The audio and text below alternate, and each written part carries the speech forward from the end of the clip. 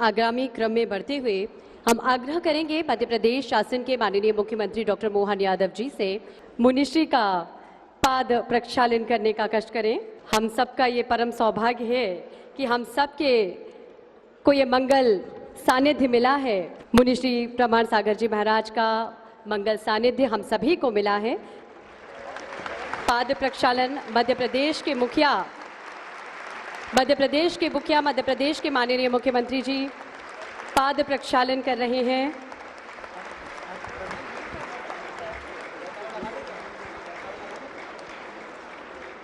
जयकारा गुरुदेव का, जयकारा गुरुदेव का। पूरे समाज की ओर से आग्रह करेंगे मध्य प्रदेश के माननीय मुख्यमंत्री डॉक्टर मोहन यादव जी से कि आज के इस बेहद खास अवसर पर अपना आशीर्वचन, अपना उद्बोधन, अपने हृदय के उद्गार हम सभी के समक्ष व्यक्त करें। आज के इस पूरे उत्सव की उत्सव मूर्ति परम पूज्य 108 प्रमाण सागर जी महाराज की, मंच पर ही विराजमान परम पूज्य आदित्य सागर महाराज साहब, अप्रतिम सागर महाराज साहब, संदान सागर महाराज साहब, परम पूज्य सहज सागर महाराज साहब, सुदत्त सागर महाराज साहब, भदत्त सागर महाराज साहब, विश्व सूरीसर महाराज साहब, आप सबके समूचे संत वृंद के चरणों में प्रणाम करते हुए मंच पर ही विराजमान हमारे बीच माननीय प्रमुख सचिव, मुख्य सचिव अनुराग जैन जी, प्रमुख सचिव यहाँ विधानसभा के AP सिंह जी, माननीय सांसद आलोक शर्मा जी, माननीय विधायक भगवान दास सबनानी जी, माननीय विधायक अनुल जैन कालूहड़ा जी, माननीय महापौर मालती राय जी, मेरे मित्र और भाजपा के नेता राहुल कोठारी जी, प्रदेश मंत्री भाजपा श्रीमान मनोज जैन जी, बांगा अध्यक्ष जैन समाज भोपाल। आज पुण्यतिथि है और मेरे आंखों के सामने वो दृश्य दिखाई दे रहा है जब महाराज साहब यहाँ स्वयं पधारे थे और उनका वो ऐसा लग रहा था कि साक्षात देवता हमारे बीच पधारे। वो आनंद में हम डूबे थे। हमने चर्म चक्षुओं से आमतौर पर मनुष्यों को ही देखा है, लेकिन कुछ ऐसे अलौकिक दिव्य दर्शन होते हैं जिसमें हमको एहसास ही नहीं होता, और जो होता वो अलौकिक होता, वो अपना जीवन धन्य करने वाला होता। जीवन का कोई हिस्सा पवित्र आत्मा के साथ केवल आवागमन के रिश्ते वाला ही है। इसको इस प्रकार से देखते ही नहीं, जैसे वस्त्र बदलते हैं ऐसे शरीर बदलते हैं। तो कौन कह रहा कि महाराज जी हमारे बीच में नहीं है? महाराज जी हमारे बीच में, हमारे अपने आसपास है। हमको केवल स्मरण करने की देर है। आचार्य विद्यासागर जी महाराज ने अपने जीवन काल में वो सब नियम का पालन किया जो बहुत आवश्यक था। तो बजाय कर्मकांड के सच्चे अर्थों में मानव सेवा का जो मूल उत्तरदायित्व है, और मानव सेवा के साथ प्रकृति सेवा भी, महाराज जी ने वो सब चीज़ें लाके दिखाई, जिसके कारण से महाराज जी वास्तव में एक अद्भुत अलग प्रकार के व्यक्तित्व के नाते से दुनिया में जीते जी देवता के रूप में विद्यमान होगा। ये हमारा सौभाग्य है। तो महाराज जी का पुण्य स्मरण तो तिथि वाले दिन ही होना चाहिए। तो मैं आज के इस अवसर पर आपका अभिनंदन भी करता हूँ, आपका आशीर्वाद चाहता हूँ। इस दुनिया में दोनों तरह की बात दिखाई दे रही है। जो सब कुछ छोड़ के बैठे हैं उनके सामने नाटक करने से फायदा क्या है,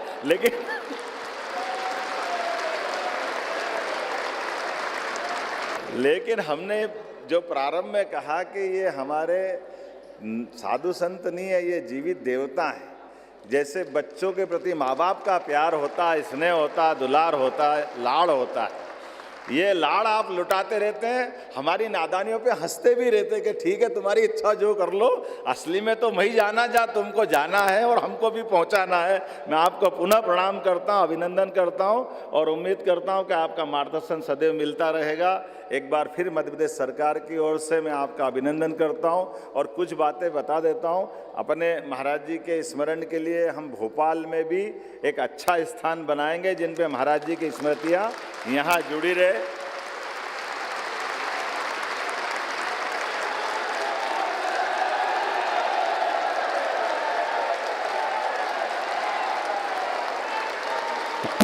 दोनों हाथों को ऊपर उठा करके इस घोषणा के लिए लगातार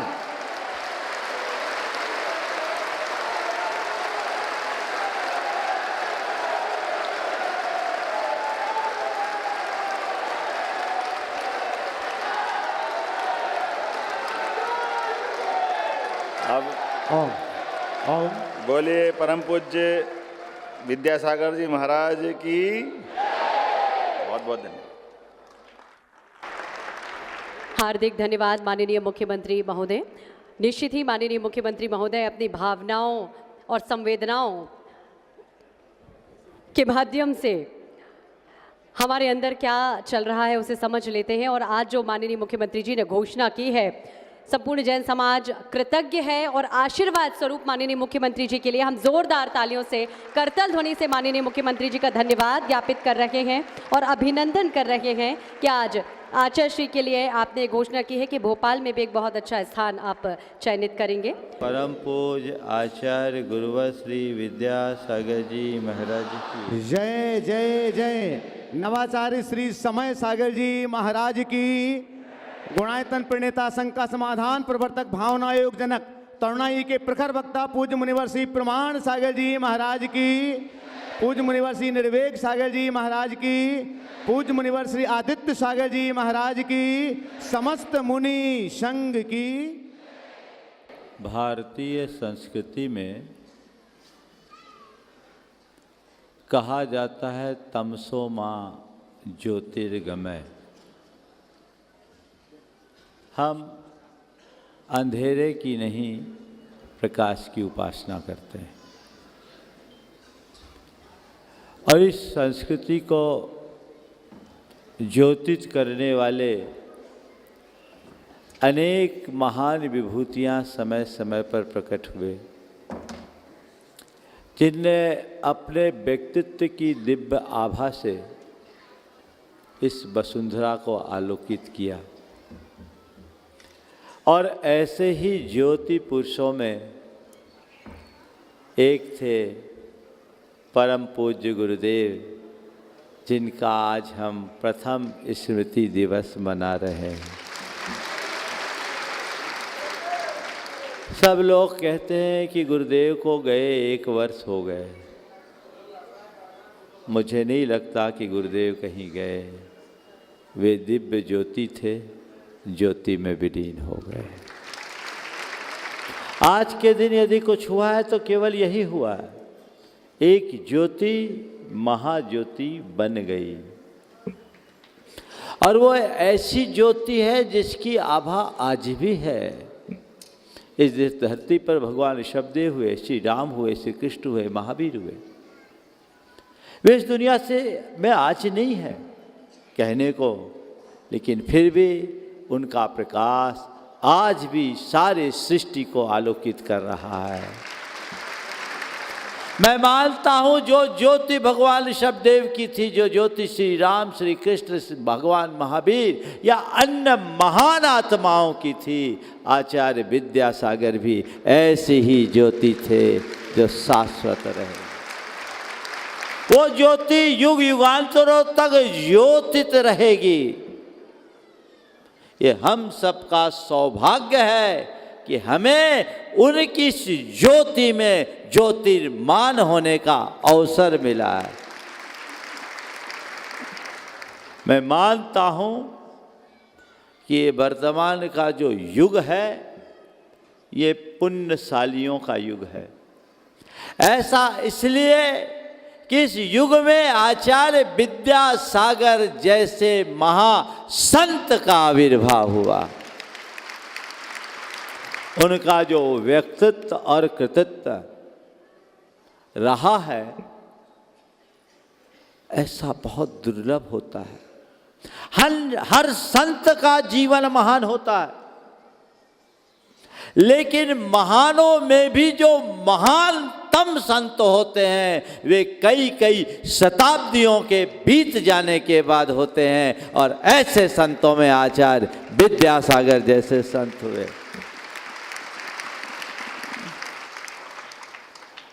मैंने उन्हें कई रूपों में देखा है।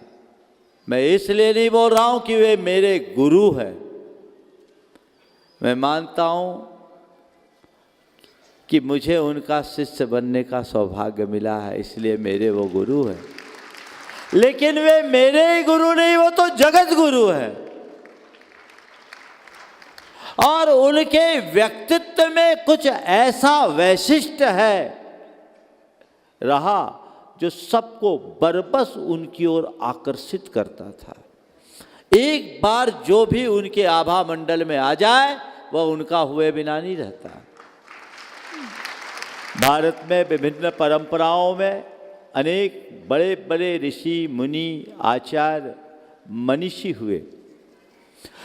प्राय सबने अपनी परंपरा को ही आगे बढ़ाया। लेकिन मैंने देखा, अभी माननीय मुख्यमंत्री जी भी बैठे थे पास में, तो ये बोल रहे थे कि लीक से हटकर किया। मैं कहता हूं वो लीक से हटकर के ही नहीं किए, वो एक नई लीक बना करके गए। वे अपनी चर्या और क्रिया में पूरी तरह अप्रमत्त रहते हुए, जो उनकी साधना और उपासना की पद्धति थी उसमें स्थिर चित्त रहते हुए लोक हित की बात किए।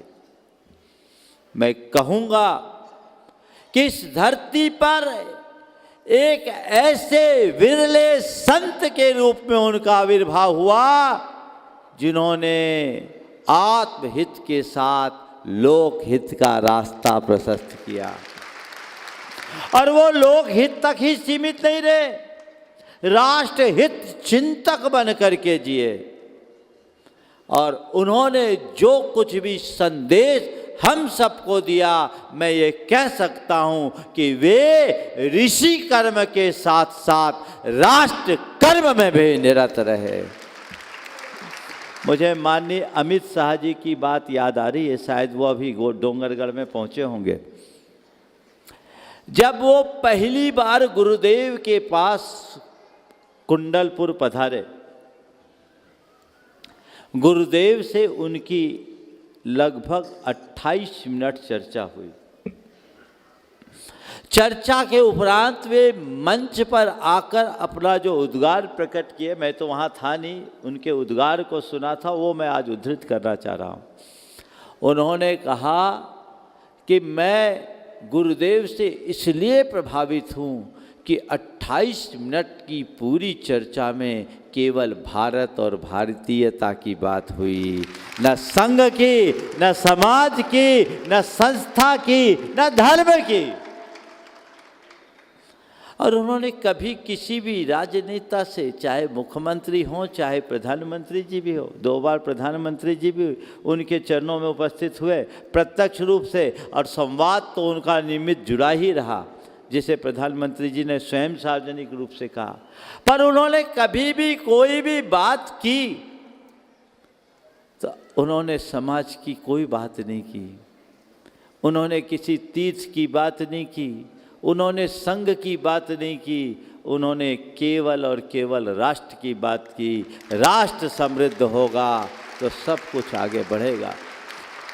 और मुख्यमंत्री जी, एक बात और मैं कहना चाहूँगा, जैन चिंतकों के इस चिंतन को ध्यान रखना, जैन धर्म में आत्म धर्म से ऊंचा स्थान राष्ट्र धर्म को दिया गया है।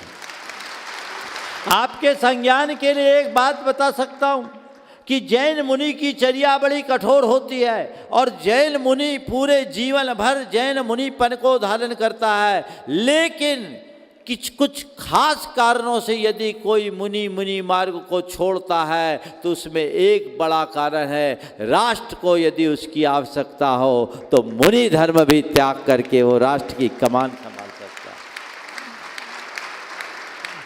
गुरुदेव ने इसे ही प्रमुखता दिया, इसे जिया, और इसीलिए उन्होंने स्वरोजगार को, स्वभाषा को, स्वशिक्षा को और स्वचिकित्सा को प्रमुखता दिया, स्वावलंबन को आगे बढ़ाया। कई युवाओं को दीक्षा न देकर उन्होंने हथकरघा जैसे उपक्रम में लगाया, ऐसे ऐसे युवाओं को जिन्होंने अपने 1-1 करोड़ का पैकेज छोड़ा, जो IITian रहे, उनको वहाँ से हटा कर के नहीं, तुम लोग आगे आओगे तो दूसरे प्रेरित होंगे। बहनों को प्रतिभास्थली जैसे कार्य में लगाया, सैकड़ों बहनें आज 5 शाखाएं प्रतिभास्थली की उसमें लग करके बहुत अच्छा काम कर रहे। गौशाला के संदर्भ में उनका हृदय बहुत करुणा से भींगा रहता था। पहले 1992 से 94 से लेकर 97 तक मांस निर्यात के निरोध के लिए एक बड़ा उपक्रम चला। 1999 में जब मैं नेमावर में गया तो गुरुदेव ने कहा, देखो अब हमें विरोध की में अपनी शक्ति नहीं लगाना, अब हमें रचनात्मक दिशा में अपनी शक्ति लगाना है। अब मांस के निर्यात का विरोध करने की जगह गौशाला खुलवाने के लिए प्रेरणा दो। दयोदय महासंघ के अंतर्गत आज 155 से अधिक 155 गौशालाएं कार्यरत है और सब में गोवंश को संरक्षण मिल रहा है।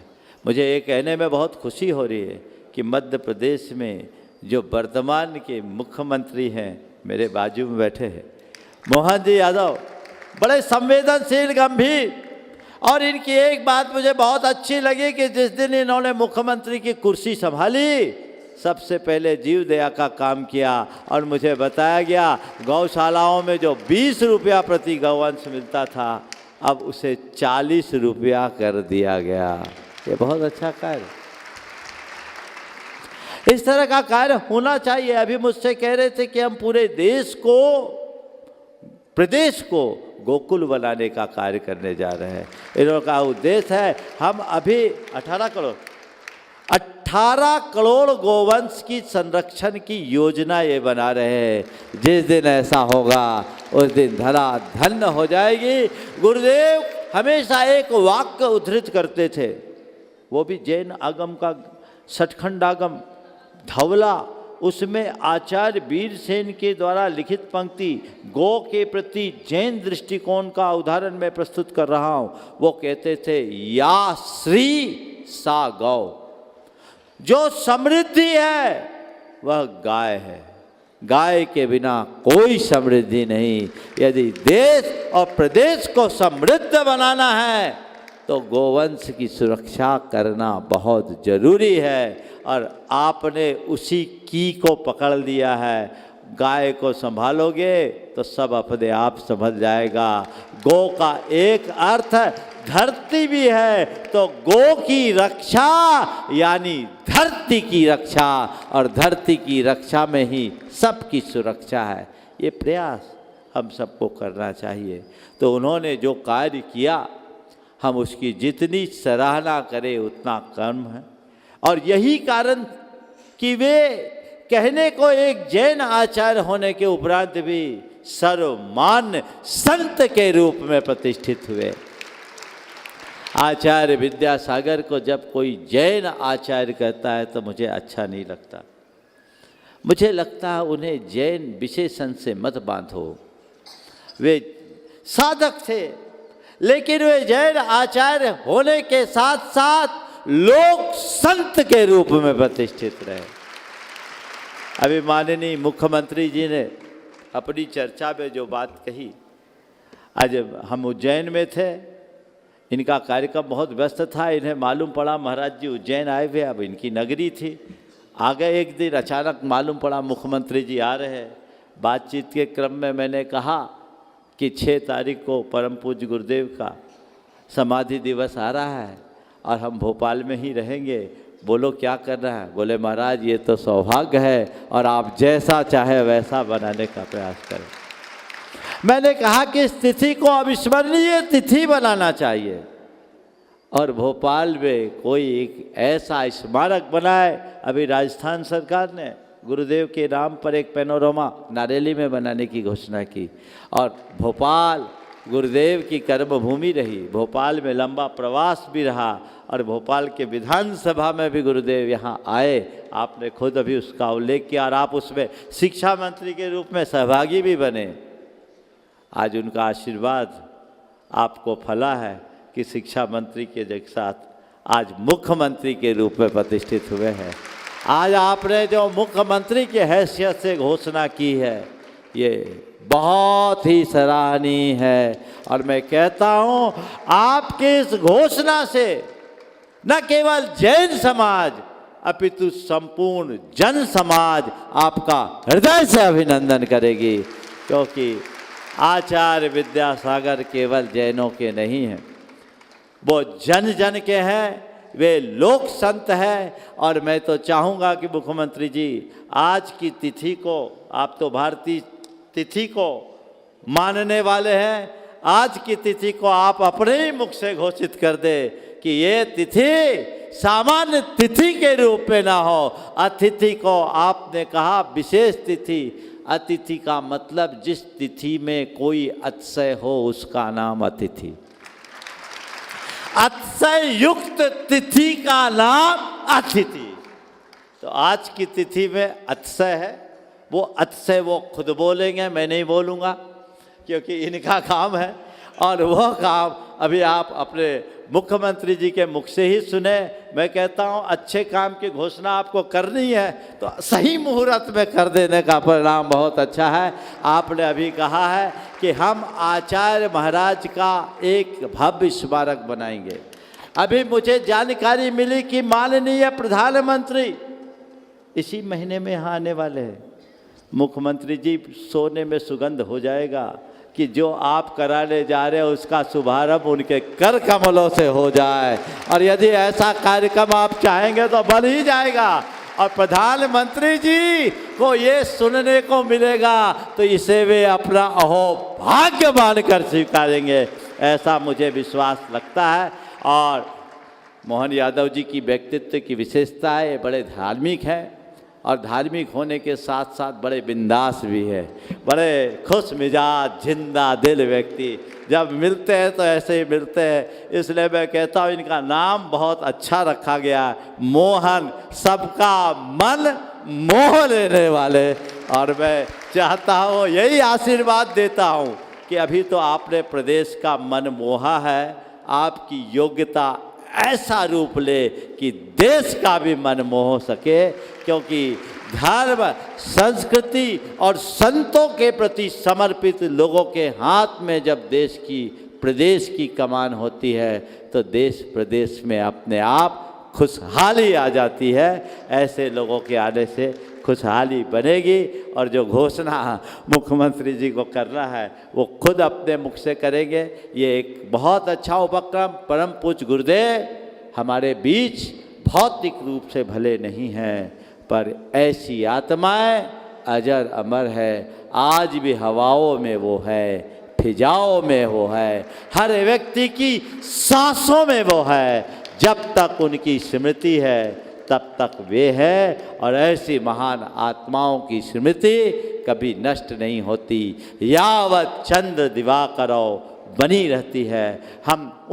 हमसे कोई अपेक्षा नहीं, लेकिन उनके प्रति बहुमान प्रकट करके हम जरूर कुछ अच्छा कर लेते हैं। मुख्यमंत्री जी अपनी घोषणा करेंगे।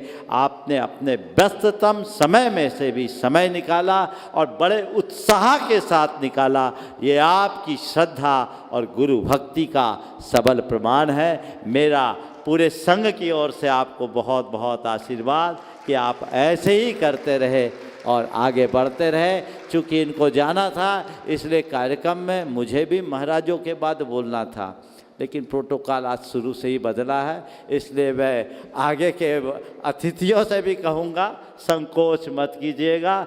दूसरा सत्र फिर होगा और अंत में एक छोटा सा आशीर्वाद दे के मैं वापस उसे व्यवस्थित कर दूँगा। पूरी जनता बैठेगी। अभी कार्यक्रम 1 घंटे और चलेगा।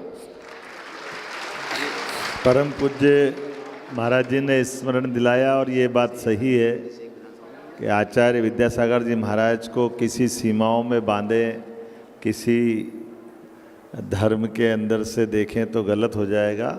वो लोक संत थे तो उनको लोक संत के रूप में मध्य प्रदेश सरकार की ओर से भी हम उनकी मान्यता एक तरह से, और आज ये लोक संत की तिथि, पुण्य तिथि उनकी माने। जैसे मैं लोक संत आचार्य विद्यासागर स्मृति दिवस, लोक संत आचार्य विद्यासागर स्मृति दिवस के नाते से हम उनको हर साल स्मरण करेंगे। ये मैं महाराज जी को आश्वासन देता हूँ और उम्मीद करता हूँ कि सच्चे अर्थों में आज के दिन उनके बताए मार्ग पे चलने का हम सब संकल्प करें, उनकी भावनाओं के आधार पर अपने जीवन को ढालें, दूसरों के सहयोग करें, अलग अलग प्रकार से गुणों को विकसित करें। मैं मान के चलता हूँ कि इस स्मरणीय दिवस को वाकई अद्वितीय बनाएंगे, हम सब संकल्प लेते हैं। और महाराज जी से मैं विदा लेता हूँ, आपका आशीर्वाद चाहता हूँ। हमने क्या खोया है शायद हमको ये भी ज्ञात नहीं, संत कोई विद्यासागर सा दुनिया में विख्यात नहीं। नम आँखों से आज जमाना गुरुदेव को याद करे, नम आँखों से आज जमाना गुरुदेव को याद करे, विद्यासागर जैसा होना सबके बस की बात नहीं। आचार्य गुरुवर विद्यासागर जी के कृतित्व पर आधारित 25 पुस्तकों का विमोचन किया जा रहा है। निश्चित ही हम सभी के लिए बहुत गौरव और सम्मान की बात है।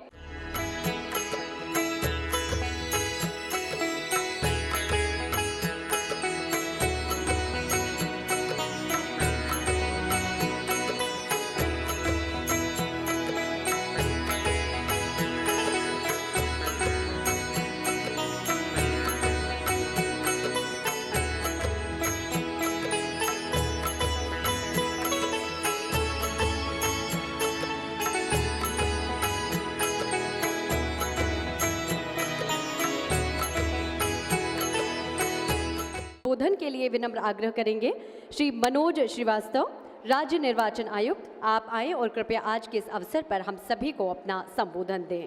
गीता में कहा गया था ना, यद भाव्यते तद भवति। Thought becomes things. जो विचार है वो वास्तव हो जाता है।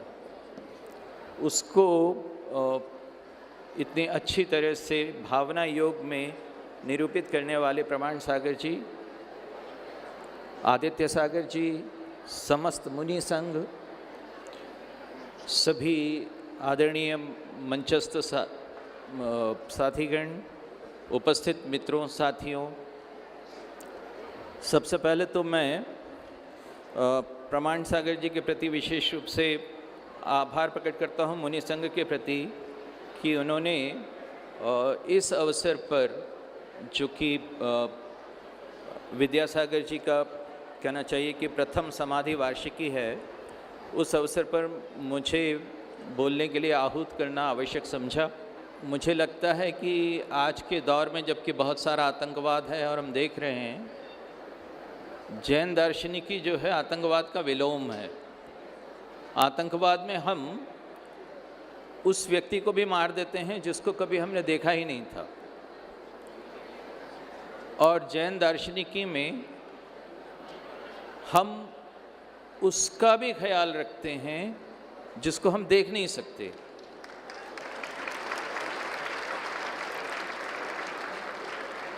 यानी एक आतंकवाद यदि सभ्यता का रसातल है, तो सभ्यता का जो चरमोत्कर्ष है उसका नाम जैन दार्शनिकी है।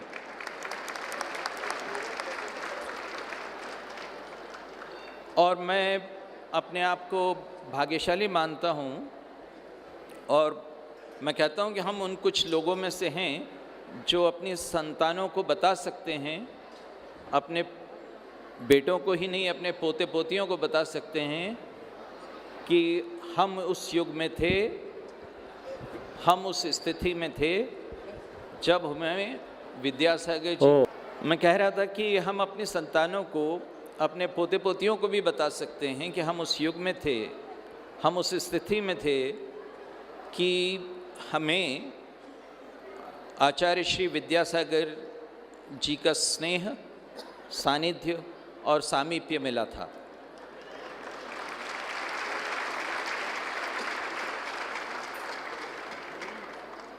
मुझे तो विशेषकर, क्योंकि मुझे लगता था कि आचार्य श्री जो हैं उन सारे आदर्शों की जीवंत प्रतिमूर्ति थे जिनसे संतत्व को परिभाषित किया जाता है,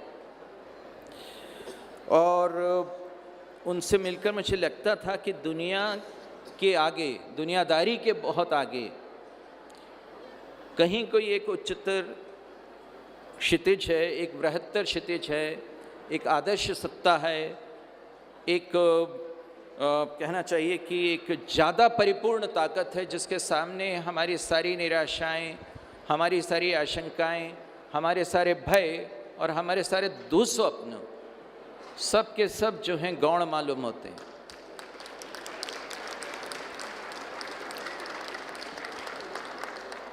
उनकी प्रभावना की जो परिमा थी उसमें जैसे ये सब अदृश्य हो जाते थे।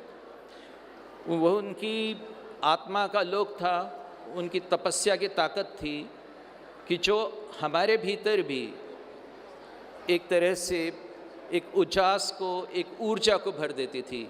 अभी महाराज जी बात कर रहे थे कि तमसो माँ ज्योतिर्गमय, लेकिन उनका उदाहरण है आचार्य विद्यासागर जी का ज्योति से ज्योति की ओर गमन का। उनका जो मैंने एक विशेषता देखी थी वो थी पवित्रता। उनके व्यक्तित्व में एक ऐसी प्रशांति थी और एक सहज आनंद उनकी आँखों से झरता था, बल्कि आँखों से क्या झरता था, उनके रोम रोम से फूटता था। वो उसी पवित्रता की परिणति था। परिग्रह जो है प्रायः पवित्रता का शरण कर देता है, और यहाँ विद्यासागर जी थे जिन्होंने सब कुछ त्याग कर जैसे सब कुछ को अपना बना लिया था। मुख्य सचिव अनुराग जैन जी को अब हम सुनेंगे। आचार्य विद्यासागर जी महाराज की। सर्वप्रथम आचार्य विद्यासागर जी महाराज के चरणों में नमन करता हूँ, उनकी स्मृति में नमन करता हूँ। प्रमाण सागर जी महाराज की, परम पूज्य प्रमाण सागर जी महाराज की, प्रमाण सागर जी महाराज के चरणों में नमन करता हूँ। पूरे मुनि संघ के चरणों में नमन करता हूँ। वास्तव में आज मेरा बोलने का कोई कार्यक्रम भी नहीं था, माननीय मुख्यमंत्री जी के बाद बोलने का कोई औचित्य भी नहीं है, पर आचार्य श्री का निर्देश हुआ तो मैं मात्र एक घटना अपने जीवन की आचार्य विद्यासागर जी महाराज के साथ जो मेरे स्वयं के जीवन में हुआ उसे शेयर करना चाहूँगा। मैं अपने आप को परम सौभाग्यशाली मानता हूँ कि आचार्य विद्यासागर जी महाराज के सामने ज़िंदगी में बहुत बार जाना हुआ। लगभग मध्य प्रदेश के कई स्थानों में उनके दर्शन करने का, उनका आशीर्वाद पाने का मुझे सौभाग्य मिला। पर जो घटना मैं आपसे शेयर करना चाहता हूँ, बात जबलपुर की थी। मैं उनके दर्शन करने पहुँचा, पर जिस प्रकार से लंबी लाइन रही होगी, मैं अपने जगह खड़ा रहा, लाइन के साथ चलता रहा। बाद में लोगों ने देखा कि मैं पीछे खड़ा हुआ हूँ, पर तब तक सनसेट हो गया और आचार्य जी अपने कक्ष में चले जा चुके थे। तो उन्होंने, संघ के लोगों ने मुझे कहा कि आप एक तरफ से आ जाएं और आपको, अब वो आचार्य विद्यासागर जी महाराज अपने समाधि में बैठ चुके हैं, तो आपको सिर्फ दरवाजे के बाहर से दर्शन करवा देंगे। तो मुझे, मैं मानता हूँ पूरी ज़िंदगी का सबसे सौभाग्यशाली दिन वो था। मैं और मेरी पत्नी, हम दोनों गए दरवाजे के सामने और मैंने ये अपनी प्रत्यक्ष आँखों से देखा है, और ऐसा दृश्य मैंने ज़िंदगी में कभी और नहीं देखा। उस प्रकार की बात हमने कहीं और नहीं देखी। बस इस एकमात्र बात को साझा करके मैं विराम करता हूँ। धन्यवाद। आप सभी के चहेते माननीय सांसद महोदय, आज के कार्यक्रम के संयोजक श्री आलोक शर्मा जी से विनम्रता पूर्वक जोरदार तालियों के बीच हम आग्रह करेंगे आज के इस अवसर पर हम सभी को अपने आशीर्वचनों से कृतार्थ करें। बोलिए संत शिरोमणि आचार्य श्री विद्यासागर जी महाराज की। बोलिए मुनि श्री 108 प्रमाण सागर जी महाराज की। बोलिए विशुद्ध सागर जी महाराज की। बोलिए आदित्य सागर जी महाराज की। बोलिए मुनि संघ की। आज के आचार्य श्री विद्यासागर जी महाराज के स्मृति दिवस के कार्यक्रम में हम सबको मध्य प्रदेश के यशस्वी, लोकप्रिय, संवेदनशील मुख्यमंत्री आदरणीय डॉक्टर मोहन यादव जी का बहुत सारगर्भित उद्बोधन हम सबको मिला है। मैं आज आप सबको आज के कार्यक्रम के लिए दिगंबर जैन पंचायत ट्रस्ट कमेटी के अध्यक्ष भाई मनोज बांगा जी को, वरिष्ठ पत्रकार भाई रविंद्र जैन जी को, अरविंद जैन सुपारी जी को और तेंदुखेड़ा से पधारे भाई विमल मोदी जी को और पूरी समाज को बहुत बहुत बधाई देता हूं, धन्यवाद देता हूं कि आज मध्य प्रदेश की राजधानी भोपाल के विधानसभा परिसर में हमने आचार्य विद्यासागर जी महाराज के स्मृति दिवस के ऊपर ये कार्यक्रम रखा है। आज हम सभी विधानसभा परिसर में संत शिरोमणि 108 श्री विद्यासागर जी महाराज की प्रथम समाधि स्मृति के दिवस के अवसर पर आज पूज्य गुरुवर का स्मरण करने के लिए आज हम सब लोग यहाँ एकत्रित हुए हैं। सर्वप्रथम में मेरे पूज्य गुरुवर के चरणों में बारंबार प्रणाम करता हूँ, नमन करता हूँ और उनके चरणों में अपनी ब्रह्म पुष्पांजलि अर्पित करता हूँ। आज का दिन हम सब के लिए पूज्य गुरुवर का स्मरण करने का दिन है। आज का दिन वास्तव में हम सबको भावुक करने का भी दिन है। आज ही के दिन पूज्य गुरुवर विद्यासागर जी महाराज हम सबको छोड़कर चले गए। परम पूज्य गुरुवर हम सबको छोड़कर इतनी जल्दी चले जाएंगे, भरोसा नहीं होता, मन पे विश्वास नहीं होता। आज हम सबको ऐसा लगता है कि हमारे सिर से कोई हाथ उठ गया है, अब हमारा कोई नहीं है। मैं आज आप सबको ये बताना चाहता हूँ कि मैं पूज्य गुरुवर से सीधा जुड़ा हुआ था। सदैव उनका आशीर्वाद इस भोपाल के बेटे को मिलता रहा। अगर आज ये भोपाल का बेटा भोपाल का सांसद बना है तो उसमें आशीर्वाद मेरे पूज्य गुरुवर आचार्य श्री विद्यासागर जी महाराज का है। मेरे परम पूज्य गुरुवर आचार्य विद्यासागर जी महाराज, मुझे इतनी आशीर्वाद देना, शक्ति देना कि आपके जो काम हैं, जो प्रमाण सारक जी मुझे बताएंगे, उन कामों को हम सब लोग मिलकर पूरा करेंगे, जिससे कि हम आने वाली पीढ़ी को बेहतर संस्कार देते जाएं। बहुत बहुत धन्यवाद। हम विनम्रतापूर्वक आग्रह करते हैं मध्य प्रदेश के पूर्व मुख्यमंत्री श्री दिग्विजय सिंह जी से आज के इस बेहद खास अवसर पर अपना आशीर्वचन, अपना उद्बोधन हम सभी को प्रदान करें। विद्यासागर जी महाराज ने जो समूचे देश में अपना स्थान बनाया, न केवल उनके व्यक्तित्व से, उनके वचनों से, लेकिन उन्होंने जो शिक्षा के क्षेत्र में, वो विशेषकर बालिकाओं की शिक्षा के क्षेत्र में और रोजगार के क्षेत्र में जो कार्य किया, ये अद्भुत है। अनेक शिक्षण संस्थाएं उन्होंने प्रारंभ की।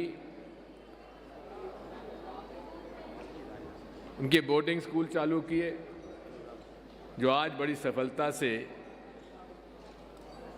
जो गरीब तबके के लोग हैं, उन लोगों को आज उनके बच्चों को शिक्षा का लाभ मिल रहा है। लेकिन सबसे बड़ा काम उन्होंने जो किया, वो किया हाथकरघे का। और किस तरह से हाथकरघे से लाखों लोगों को जो रोजगार मिला, आज यदि किसी को श्रेय जाता है तो संत श्रीमणि आचार्य विद्यासागर जी महाराज को जाता है।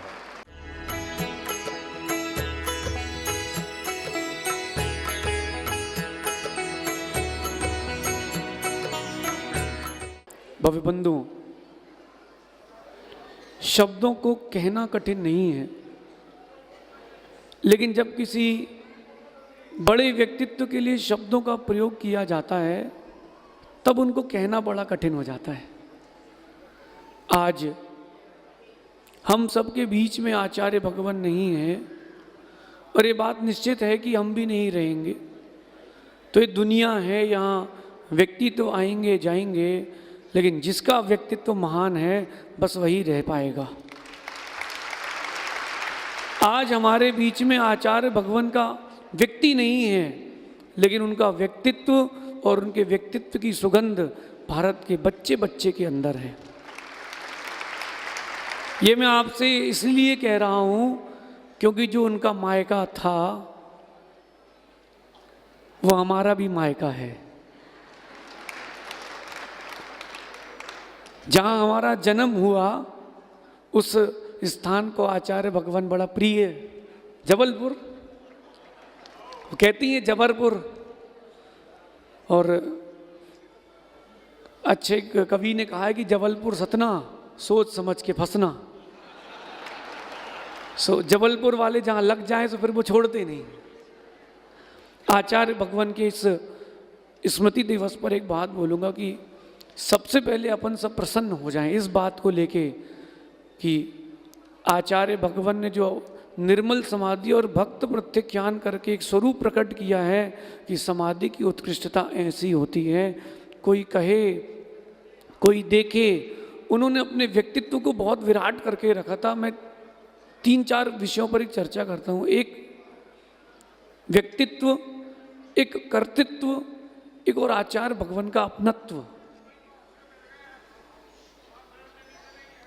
हम लोग अभी तुमैन जी थे महाराज जी, तुमैन जी अशोकनगर के पास, तो एक बड़े भगवान आदिनाथ भगवान की मूर्ति वहाँ एक व्यक्ति के घर के बाहर रखी है।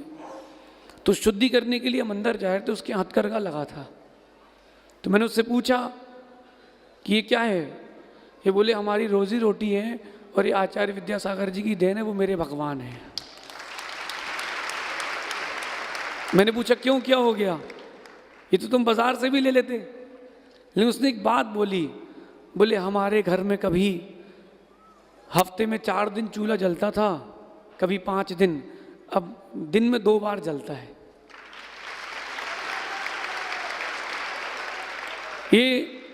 ये उनका अपनत्व था। ध्यान रखना, जो बड़ा व्यक्ति होता है ना वो बहुत दूर तक संदेश भेजता है। सूरज बहुत दूर है लेकिन गर्मी बाहर वालों तक पहुंच रही है, और हवा, ठंडी हवा भी अभी यहाँ तक आ रही है। बड़े व्यक्तित्व जो होते हैं वो चीज़ें अपनी दूर तक पहुंचाते, प्रसारित करते हैं। तो आचार्य भगवान का जो व्यक्तित्व था, सबसे पहली बात कि वो अहिंसा से जुड़ा था। ये जैन लोग बहुत चालू हैं, जहाँ काम सिद्ध हो वहीं जाते हैं। आप सिद्ध ये बात समझना। और साधु जो होते हैं जहाँ अहिंसा पले वहीं जाते हैं। इसलिए आचार्य भगवान घूमे पूरे भारत में, लेकिन रुके जाके एमपी में। आचार्य भगवान के व्यक्तित्व में 2 बातें और थी, एक स्वात्म लीन था और एक स्वात्म हितार्थ था। जो आचार्य श्री की स्वात्म लीनता थी, जिसने देखा होगा वो समझता है। मेन्यू पढ़ने वाले को कभी स्वाद नहीं आता महाराज जी। ये लोग होटल जाते हैं ना तो मेन्यू पढ़ते हैं, तो मेन्यू पढ़ने वाले को कभी स्वाद नहीं आता, वो जो ऑर्डर करता है उसको स्वाद आता है। तो आप लोग सब मेन्यू वाले हो, देख के जाते हो। जो साधु भगवान है, जिन्होंने अंदर से देखा है, उनको पता है कि उनकी स्वाद में लीनता क्या थी। हमने मुनि बनकर के एक ही बार दर्शन किए हैं रामटेक में, और उस समय हम सब कक्ष में थे, गुरुजी के साथ थे, और 5 व्रतों की भावना के ऊपर आचार्य श्री ने हम लोगों को 20 मिनट का संबोधन दिया था। वो चिंतन और वो मनन और उनकी स्वात्म लीनता का स्पर्श उस समय हमने किया था, और उनकी सारी क्रियाएं स्वात्म हितार्थ थी। और आचार्य श्री के ये तो हो गया व्यक्तित्व। कर्तृत्व जो आप लोगों ने देखा है वो बहुत छोटा है। आचार्य भगवान ने ऐसे ऐसे ग्रंथों की रचना की है कि आने वाली पीढ़ी उनको गद्दियों में रख के बाँचेगी। एक आचार्य श्री का ग्रंथ है धीवरोदय। महाराज जी उसकी प्रति छपी नहीं थी, हस्तलिखित प्रति मिली थी हमको, अब छप गई है। और उसको सबसे पहले ताड़पत्र में करा कर के हमने फिर उसको सुरक्षित करवाया, क्योंकि जो चीज़ें कीमती हों उनको बड़ा सजो के रखना पड़ता है। आचार्य भगवान का ग्रंथ लेखन, उनके कर्तृत्व की बात कर रहा हूँ, उनका ग्रंथ लेखन, उनका जन कल्याण का भाव और दीक्षा शिक्षा, ये उनका कर्तृत्व था। मेरे मन में कई बार एक बात आई कि सारे आचार्य परमेश्वरी 36 ही मूल गुणों का पालन करते हैं, लेकिन आचार्य भगवान विद्यासागर जी में कुछ विशेष क्या था? उनके साथ बहुत सारे लोगों की साधना जुड़ी थी, उनके साथ बहुत सारे लोगों की आराधना जुड़ी थी। तो उन सारी साधकों का, उन सारे आराधकों का 1/6 पुण्य भी उनके खाते में जाता था, इसलिए उनके पास विशेषता थी। अब बात करता हूं अपनत्व की। तो आचार्य भगवान का जो जीव दया के प्रति अपनत्व था, अगर कोई समझ लेता तो क्या बात थी। चाहे जबलपुर का दयोदय हो या बीनावाड़ा की गौशाला हो, हर प्राणी की दुआ उनको लगी है। हर प्राणी की दुआ उनको लगी है। ऐसे बड़ी इमारत नहीं बनती, नींव मजबूत होना चाहिए। और अभी हम लोग जीवंदर चरित्र पढ़ रहे थे, उसमें आया कि एक यक्ष जो स्वान का जीव था, वो यक्ष उनसे प्रसन्न हो गया और पूरे जीवन भर उनकी सेवा में लगा रहा। आप ध्यान रखना, ये जो तिर्यंच है ना, मनुष्य तो कहो फिर भी पलट जाए, लेकिन तिर्यंचों की भावना नहीं पलटती। ये आचार्य भगवान का व्यक्तित्व, अपनत्व, और भारत को उन्होंने एक संदेश दिया कि आधुनिकता से हट करके आध्यात्मिकता की ओर कैसे आया जाए। आचार्य भगवान की एक बात जो मुझे ज़्यादा सबसे ज़्यादा पसंद आई, वो थी उनकी अपने गुरु के प्रति भक्ति। 50 वर्ष के दीक्षा के काल के वक्त भी जो शिष्य अपने गुरु की स्मृति में आंसू बहा दे, उससे बड़ा गुरु भक्त कोई नहीं होता। एक चित्र मैंने देखा, एक पुस्तक थी अंतरयात्री शायद नाम था, भूल गया हूँ, तो उसमें एक चित्र था कि आचार्य श्री पाटे पर बैठे हैं और ज्ञान सागर महाराज जी पाटे पर लेटे हैं और कुछ धूप आचार्य श्री की पीठ में पड़ रही है। हो सकता है कि किसी को लगे कि वो धूप सेक रहे हों, लेकिन महाराज जी, हमने उसको देखा, उसमें नीचे डेट लिखी थी, उसमें जनवरी की डेट लिखी थी और ठंडी ठंडी थी। तो उसमें एक डेट लिखी थी कि जनवरी की, उसमें फोटो की डेट थी, मैं हो सकता बोल रहा हूँ, उसमें ये दृश्य ये था कि वो जो धूप आ रही थी बहुत तेज थी, जून की थी शायद, वो धूप बहुत तेज थी और आचार्य भगवान उस धूप की केवल आंच वहाँ तक दे रहे थे और पूरी धूप सहन कर रहे थे। जो शिष्य गुरु के लिए सहन करता है, वही शिष्य ऊंचाइयों को छूता है। इसलिए उनका अपने गुरु के प्रति समर्पण, आचार्य भगवान का जिनवाणी के प्रति समर्पण, अहिंसा के प्रति समर्पण और देश के प्रति समर्पण, ये हम सब के लिए अनुकरणीय है। एक बात बोलकर के अपनी बात को विराम देता हूँ। कई बार लोग कहते हैं कि अब आचार्य श्री नहीं रहेंगे, अब आचार्य श्री नहीं रहे। अरे ये मत बोलो, गुरुवर हमको अब तो नहीं मिलेंगे, जब तुम दिल पर हाथ रखोगे गुरुवर वहीं मिलेंगे। बोले आचार्य भगवान विद्यासागर जी महामुनिराज की